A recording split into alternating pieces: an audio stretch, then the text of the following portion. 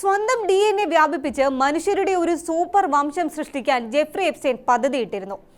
Epstein ഫയൽസിലെ ഭയാനകമായ ഭാഗങ്ങളിലൊന്നാണ് baby റാഞ്ച് എന്നറിയപ്പെടുന്ന ഈ പദ്ധതി. മനുഷ്യരാശിയെ തന്റെ DNA ഉപയോഗിച്ച് വ്യാപിപ്പിക്കുക എന്ന ഭ്രാന്തമായ ഒരു ആശയമായിരുന്നു ജെഫ്രി എപ്സ്റ്റൈന് ഉണ്ടായിരുന്നത്. ഒരേ സമയം നിരവധി സ്ത്രീകളെ ഗർഭിണികളാക്കി വംശവർദ്ധനവ് നടത്താനായിരുന്നു ലക്ഷ്യം.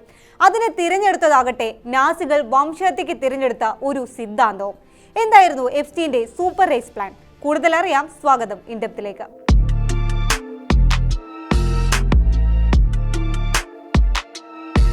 ന്യൂ മെക്സിക്കോയിലെ സാന്താഫേക്ക് അടുത്തുള്ള സോവോ റാഞ്ച് എന്ന 33,000 ചതുരശ്ര അടി വിസ്തൃതിയിലുള്ള ഭൂമി കേന്ദ്രമാക്കി സൂപ്പർ റേസ് പദ്ധതി നടപ്പാക്കാനായിരുന്നു എപ്സ്റ്റൈന്റെ പ്ലാൻ. ദി ന്യൂയോർക്ക് ടൈംസിന്റെ റിപ്പോർട്ട് പ്രകാരം ഒരേ സമയം നിരവധി സ്ത്രീകളിൽ സ്വന്തം ബീജം നിക്ഷേപിച്ച് കുട്ടികളെ ജനിപ്പിക്കാനായിരുന്നു ഉദ്ദേശം. ഈ സ്ത്രീകൾ തന്റെ DNA ഉള്ള കുഞ്ഞുങ്ങളെ പ്രസവിക്കുമെന്നും ഇതിലൂടെ മനുഷ്യരാശിയെ മെച്ചപ്പെടുത്താമെന്നുമായിരുന്നു എപ്സ്റ്റൈന്റെ വിശ്വാസം. ഒരു ഫാം പോലെ കുഞ്ഞുങ്ങളെ ഉൽപ്പാദിപ്പിക്കുന്ന സ്ഥലമായതിനാൽ ബേബി റാഞ്ച് എന്നും ചിലർ ഇതിനെ വിശേഷിപ്പിച്ചിട്ടുണ്ട്. സാങ്കേതിക വിദ്യയിലൂടെയും ജനിതക എഞ്ചിനീയറിംഗിലൂടെയും മനുഷ്യന്റെ കഴിവുകൾ വർദ്ധിപ്പിക്കാൻ ലക്ഷ്യമിടുന്ന ട്രാൻസ് ഹ്യൂമനിസം എന്ന ആശയമായിരുന്നു എപ്സ്റ്റൈന്റെ പ്രചോദനം. ഈ ആശയം 2000കളുടെ തുടക്കത്തിൽ തന്റെ പരിചയത്തിലുള്ള ശാസ്ത്രജ്ഞരോടും വ്യവസായികളോടും എപ്സ്റ്റൈൻ വെളിപ്പെടുത്തിയതായി NYC റിപ്പോർട്ട് ചെയ്യുന്നുണ്ട്. ന്യൂയോർക്കിലെ തന്റെ മാൻഹട്ടൻ മാൻഷനിലെ ഡിന്നർ പാർട്ടികളിലും ഈ വിഷയം ചർച്ചയായിരുന്നു. 2001നും 2006നും ഇടയിൽ ഇങ്ങനെ ഒരു വിഷയം കേട്ടതായി 2 അവാർഡ് ജേതാക്കളായ ശാസ്ത്രജ്ഞരും വെളിപ്പെടുത്തിയിട്ടുണ്ട്. നാസയിലെ ശാസ്ത്രജ്ഞയാണെന്ന് അവകാശപ്പെടുന്ന ഒരു സ്ത്രീയും എപ്സ്റ്റൈന്റെ ഈ ആഗ്രഹത്തെക്കുറിച്ച് സ്ഥിരീകരിക്കുന്നുണ്ട്. ബീജസങ്കലനത്തിലൂടെ ഒരേ സമയം 20ഓളം സ്ത്രീകളെ ഗർഭിണികളാക്കി തന്റെ കുട്ടികൾക്ക് ജന്മം നൽകാനാണ് എപ്സ്റ്റൈൻ ആഗ്രഹിച്ചിരുന്നതെന്നും ഇവർ പറയുന്നു. എപ്സ്റ്റൈന്റെ ഈ ആശയം ട്രാൻസ് ഹ്യൂമനിസം എന്ന പ്രസ്ഥാനവുമായി ബന്ധപ്പെട്ടതാണ്. ജനിതകശാസ്ത്രം, കൃത്രിമ ബുദ്ധി തുടങ്ങിയ സാങ്കേതിക വിദ്യകൾ ഉപയോഗിച്ച് മനുഷ്യന്റെ കഴിവുകൾ മെച്ചപ്പെടുത്തുക എന്നതാണ് ഈ പ്രസ്ഥാനം വാദിക്കുന്നത്. വിമർശകർ ഇതിനെ പഴയകാല യൂജനിക്സിനോട് താരതമ്യം ചെയ്യാറുണ്ട്. എപ്സ്റ്റൈന്റെ ഈ ആശയം യൂജനിക്സിന്റെ ആധുനിക രൂപമായിരുന്നുവെന്നാണ് വിമർശനം.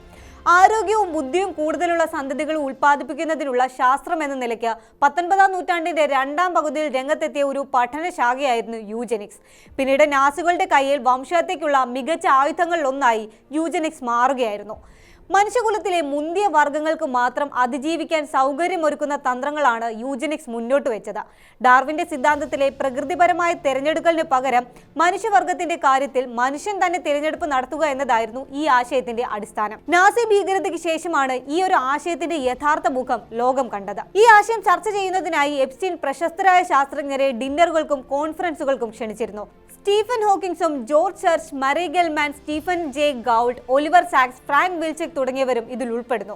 എന്നാൽ പദ്ധതി കേട്ട എപ്സ്റ്റൈന്റെ ചില ബിസിനസ് രാഷ്ട്രീയ സുഹൃത്തുക്കൾ അതിനെ യാഥാർത്ഥ്യബോധമില്ലാത്തതെന്നാണ് വിശേഷിപ്പിച്ചതെന്നും റിപ്പോർട്ടുകളുണ്ട്. നൊബേൽ ജേതാക്കളുടെ സ്പേം സ്റ്റോക്ക് ചെയ്ത റിപ്പോസിറ്ററി ഫോർ ജെർമിനൽ ചോയ്സ് ആയിരുന്നു ഒരു മാതൃകയായി എപ്സ്റ്റൈൻ മുന്നോട്ട് വെച്ചിരുന്നത്.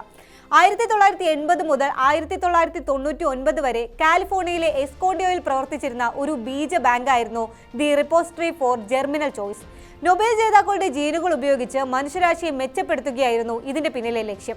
എന്നാൽ പിന്നീട് ഇതും അപകടകരമായി കണക്കാക്കപ്പെട്ട ഒന്നാണ്. സോറോ റാഞ്ചിൽ നിരവധി യുവതികളെയും പ്രായപൂർത്തിയാകാത്ത പെൺകുട്ടികളെയും എത്തിച്ച് ലൈംഗികമായി ചൂഷണം ചെയ്തതായി ആരോപണമുണ്ട്. 2026 US ജസ്റ്റിസ് ഡിപ്പാർട്ട്മെന്റ് പുറത്തിറക്കിയ ലക്ഷക്കണക്കിന് പേജുകളുള്ള രേഖകളിലും ഈ പദ്ധതി പരാമർശിക്കപ്പെട്ടു. ഒരു ഇരയുടെ ഡയറിയിൽ 2002 16-17 വയസ്സുള്ളപ്പോൾ താൻ ഒരു പെൺകുഞ്ഞിന് ജന്മം നൽകിയതായും ജനിച്ച് 10 മിനിറ്റിനുള്ളിൽ തന്നെ കുഞ്ഞിനെ എടുത്തുകൊണ്ട് പോയതായും പറയുന്നുണ്ട്. എപ്സ്റ്റൈന്റെ പങ്കാളി ഗ്ലിസൈൻ മാക്സ്വെൽ ആയിരുന്നു ഇതിനെ മേൽനോട്ടം വഹിച്ചതെന്നും സുപ്പീരിയർ ജീൻ പൂൾ സൃഷ്ടിക്കാൻ വേണ്ടിയാണെന്നും ആരോപണമുണ്ട്. എന്നാൽ ഇതൊന്നും സ്ഥിരീകരിക്കപ്പെട്ടിട്ടില്ല. എപ്സ്റ്റൈന് കുഞ്ഞുങ്ങൾ ഉണ്ടായിരുന്നു എന്നത് ഇപ്പോഴും വ്യക്തമല്ല.